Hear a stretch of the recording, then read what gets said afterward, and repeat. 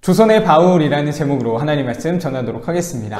선교사님들이 이 조선 땅에 오셨을 때요, 가장 먼저 하셨던 것은 사람들을 고쳐주고 교육시키고 돌봐주는 것이었습니다. 이것이 그냥 작은 단위에서 하다가 조금 더 커지면서 병원이 세워지게 되었고요, 학교가 세워지게 되었고 고아원이 세워지게 되었어요. 우리나라에 얼만큼 그런 병원이나 교육 이런 것들이 약했는지 알 수 있겠죠. 지금 있는 대학교나 병원들만 봐도요, 아직도 선교사님들이 세운 곳들이 굉장히 많아요. 어떻게 보면 선교사님들이 없었다면 지금 이만큼의 교육, 이만큼의 병원 이런 것들은 없었을 수도 있을 것 같아요. 훨씬 더 적거나 약했었겠죠. 그만큼 선교사님들은 굉장히 중요한 일들을 이 땅에서 감당하셨습니다. 그런데요, 이것을 굉장히 안 좋게 바라보는 사람들이 있었어요. 선교사님들이 왜 사람들을 치료해줘? 왜 교육을 시켜? 왜 니네 마음대로야? 이런 생각을 갖고 있던 사람들이 그래서 이상한 소문을 퍼뜨리게 됩니다. 바로 선교사님들이 애들을 데리고 가서 애들을 삶아서 먹는다, 죽인다, 해외로, 외국으로, 노예로 팔아버린다, 이런 막 소문을 퍼뜨리는 거였어요. 이것이 1888년에 있던 영아소동이에요. 영아소동. 선교사님들이 아이들을 유괴한다, 납치한다, 이런 소문이 돌게 되었던 거죠. 이러한 일들이 있어서요, 이것을 알아보기 위해 이 선교사님의 집에 한마디로 위장해서 취업을 한 사람이 있었습니다.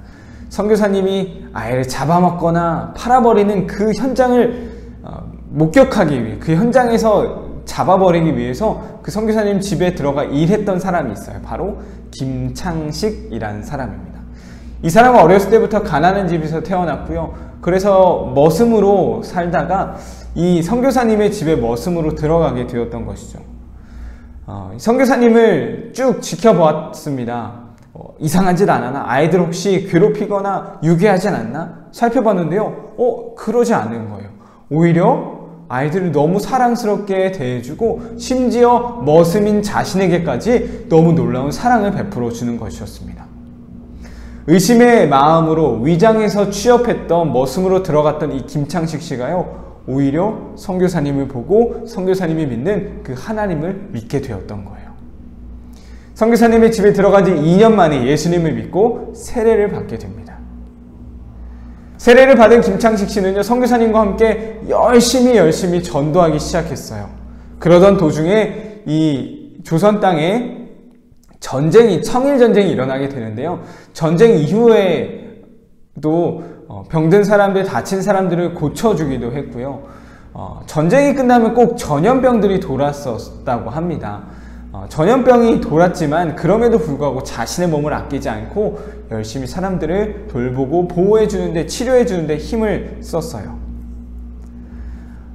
그렇게 선교사님과 함께 전도에 힘을 쓰던 이 김창식 씨는요, 이후에 전도와 동시에 정식적으로 목회자 수업을 받게 되었습니다.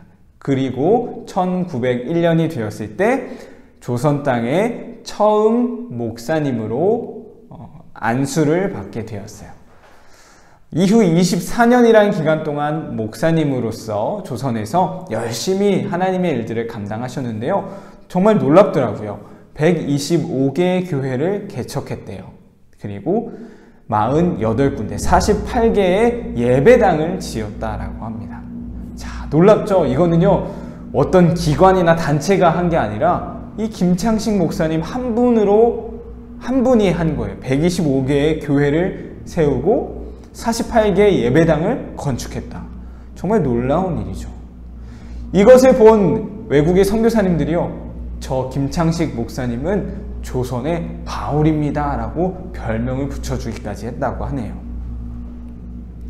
머슴이었던 이 김창식 씨는요, 한국의 최초의 목사님으로 세움을 받게 되었습니다. 전사님이 이것을 보면서 하나님께서 조선 땅의 머슴을 처음 목사님으로 세우신 데는 분명한 의미가 있을 거라고 생각했어요. 하나님은 왜 이렇게 보잘것없는 사람을 한국의 처음 목사님으로 세워주었던 것일까요? 고린도전서 1장을 보면요, 하나님의 방법에 대해 이렇게 기록하고 있습니다. 형제들아 너희를 부르심을 보라. 육체를 따라 지혜로운 자가 많지 아니하며 능한 자가 많지 아니하며 문벌 좋은 자가 많지 아니하도다. 그러나 하나님께서 세상에 미련한 것들을 택하사 지혜 있는 자들을 부끄럽게 하려 하시고 세상에 약한 것들을 택하사 강한 것들을 부끄럽게 하려 하시며 하나님께서 세상에 천한 것들과 멸시받는 것들과 없는 것들을 택하사 있는 것들을 폐하려 하시나니.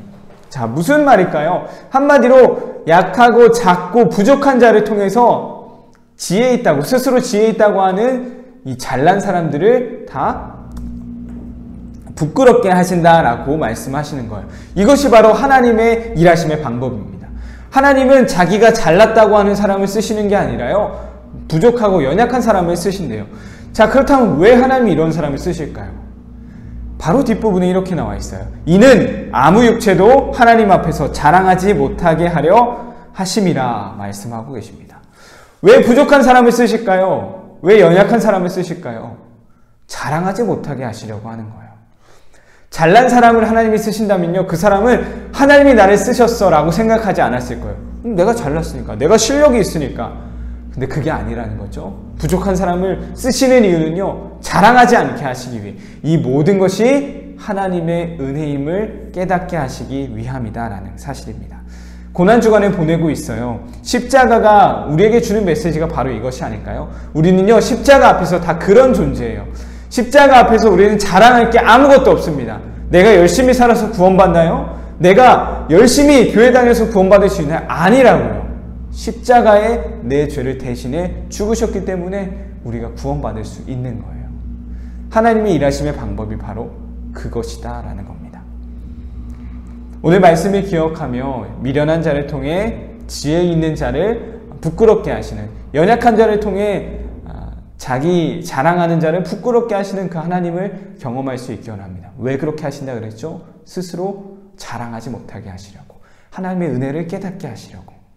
특별히 고난주간 가운데 십자가를 바라보며, 맞아, 내가 열심히 해서가 아니라 저 십자가가 나를 구원한 거지, 감사하는 마음으로 이 고난주간을 보낼 수 있었으면 좋겠습니다.